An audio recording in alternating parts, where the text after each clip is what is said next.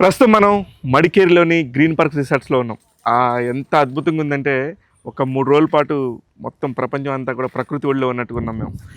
ఇక్కడ నాతో పాటు ద గ్రేట్ యాక్టర్ అండ్ ఎంతోమందికి ఆయన మోటివేషన్ స్పీచెస్తోని చాలా చాలా గొప్ప సలహాలు ఇస్తారు. ఈయన స్పీచ్ల వల్ల మారిన వాళ్ళు ఎంతోమంది నాకు తెలుసు వ్యక్తిగతంగా. సార్ నమస్తే ప్రదీప్ గారు. నమస్తే శివ. బాగున్నాను సార్.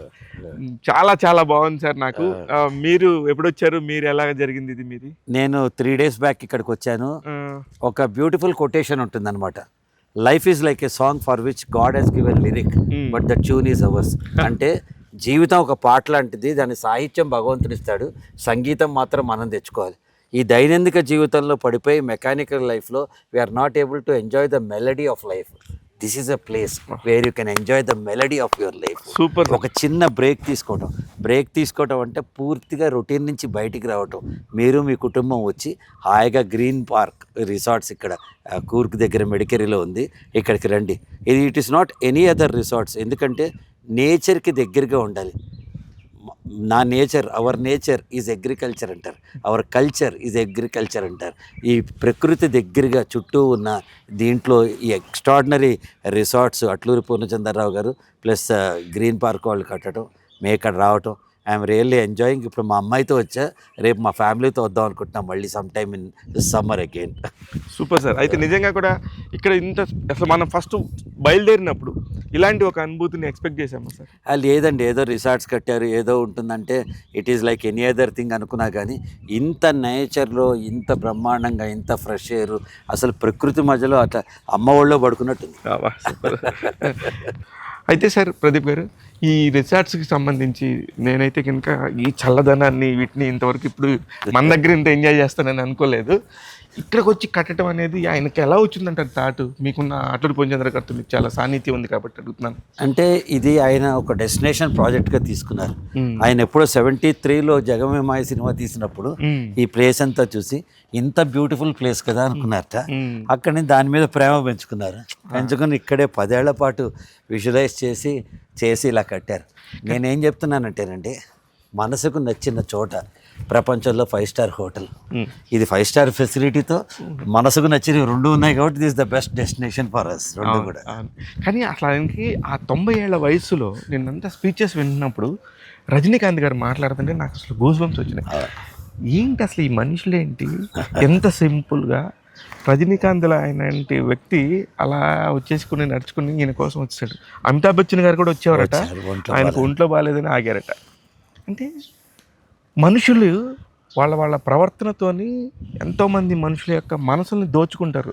అంటే ఈ ప్రపంచంలో అందరూ అనుకున్న ఆస్తి అది డబ్బు కాదు, కార్లు కాదు, బంగ్లాలు కాదు, బ్యాంక్ డిపాజిట్లు కాదు, తరతరాలుగా మనం ఇచ్చే సంపద కాదు. మనం ప్రపంచంలో పొందే ఆస్తి ఏంటంటే పక్కవాడి మీద ఉన్న ప్రేమ ఆస్తి. ఆ ప్రేమను పొందటం అట్లూరి పూర్ణచంద్రరావు గారు తీసుకున్నారు. ఒక ఇండియన్ సూపర్ స్టార్ రజనీకాంత్ గారు వచ్చి ఒక 2 రోజులు ఇక్కడ ఉండి, ఆయన సాధారణంగా ఓ బాడీ గార్డ్ లేడు, ఎవ్వరూ లేరు, ఒక సాధారణమైన జీవితం గడుపుతుంటే నాకు అనిపించింది, ఇది కదా లైఫ్, ఇది కదా ప్రేమ.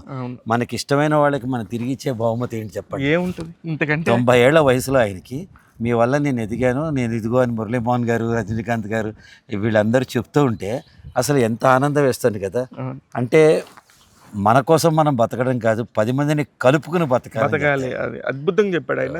సాయంత్రుడు రజనీకాంత్ గారు లాంటి వాళ్ళకి నేను ఒక చొక్కా ఇచ్చాను, నా చొక్కా ఎప్పుడు ఇస్తావా అని చెప్పేసి అన్నప్పుడు ఐ ఫెల్ట్ సో హ్యాపీ.